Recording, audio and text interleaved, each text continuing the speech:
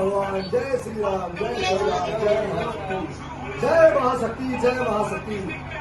भरोसा तुझ पे, हे भगवान तुझ पे भरोसा है। ये मेडल हमारे हाथ में आ चुका है, आ चुका है, आ चुका है। भारत में मेडल आ चुका है और ये 10 सेकंड का समय और हमारे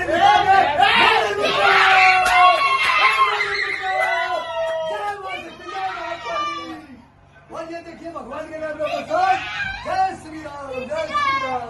दिखाया मैंने देखा, मान गए भाई है, मानो ना ये लोग कांग्रेचुलेशन, कांग्रेचुलेशन। ये भाई ने भगवान के नाम के प्रसाद के पैसे रख रखे भाई। ये पूरी टीम के लिए, पूरे हिंदुस्तान के लिए, सबकी दुआएं के लिए।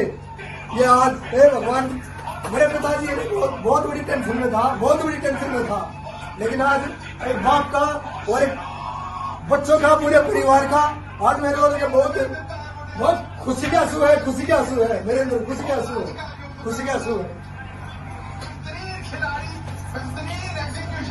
और ये भारतीय हॉकी के इतिहास में एक बार फिर से नया चमत्कार किया गया है। नए लड़के, नई 3 Olympic medals, Olympics Indian hockey match made in heaven, 13 Olympic medals. बहुत सर साहब कमाल कर दिया आपने पूरी टीम में, पूरी टीम के लिए।